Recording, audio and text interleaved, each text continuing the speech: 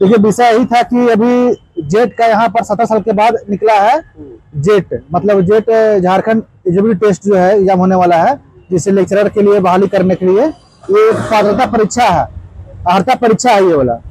और इसके इसके और ये मुद्दा इसलिए आ रहा है आरक्षण को लेकर के, क्योंकि हर बार ओबीसी और जनरल का फी जो है शुल्क एक रहा था, और इस बार क्या है कि 575 रुपये किया है जनरल का, और 300 किया है ओबीसी का, और 150 है SC/ST का।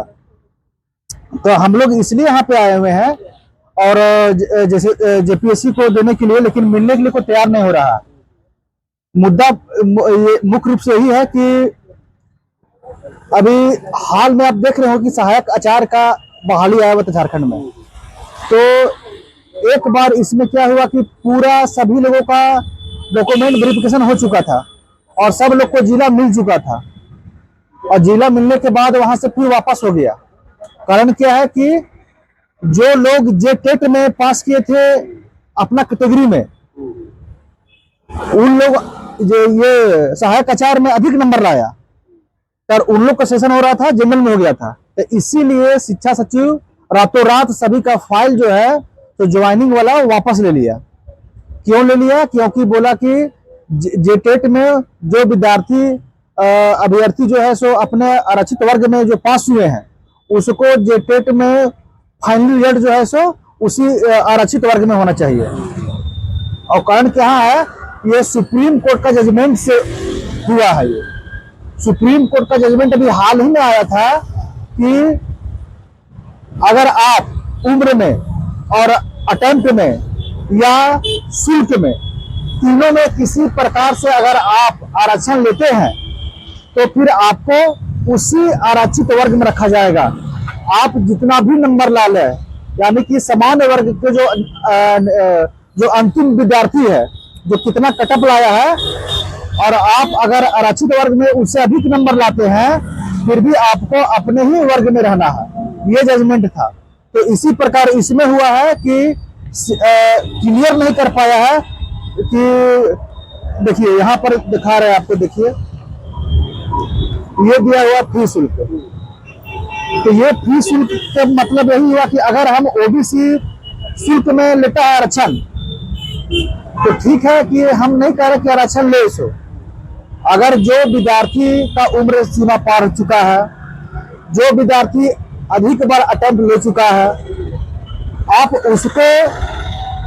वो ऐसे विद्यार्थी शुल्क का लाभ ले और अपने आरक्षित वर्ग में रहे। लेकिन जो छात्र फ्रेशर है, जो किसी प्रकार ना उनका उम्र गया हो, ना वो अटेम्प्ट में लिया हो, तो ऐसे विद्यार्थी अगर ये शुल्क सीमा में लेते हैं, ये बहुत सेंसिटिव मामला है।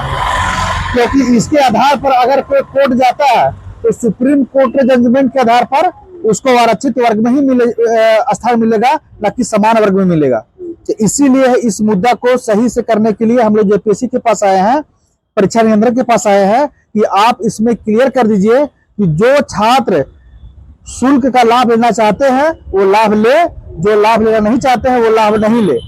और ये इसका साजिश जो है वो झारखंड के शिक्षा सचिव और यहाँ के मुख्यमंत्री, राज्य सरकार जैसे बोल सकते हैं आप, ये पूरा मिल करके झारखंड के अभ्यर्थियों के साथ ओबीसी, एससी, एसटी, ये सभी के साथ आरक्षण खत्म करने का प्लान साजिश चल रहा है, और इन लोगों ने रच दिया है। क्योंकि देखिए साफ साफ कह दिया है, जजमेंट भी आप लोग को हम दे देंगे अब बताने के लिए। इसमें साफ साफ सुप्रीम कोर्ट का आदेश है, देखिए कि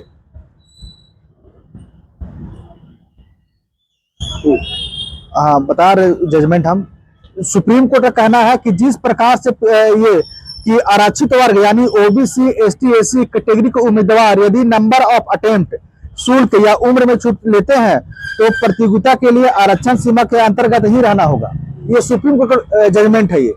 तो इस प्रकार अगर को इसमें हम लोग लाते हैं अधिक नंबर और शुल्क का लाभ ले लेते हैं, क्योंकि शुल्क का भी जिक्र किया इसमें है, तो हम लोग इसमें फिर आरक्षित वर्ग में ही रह जाएंगे और समान वर्ग में नहीं जा पाएंगे।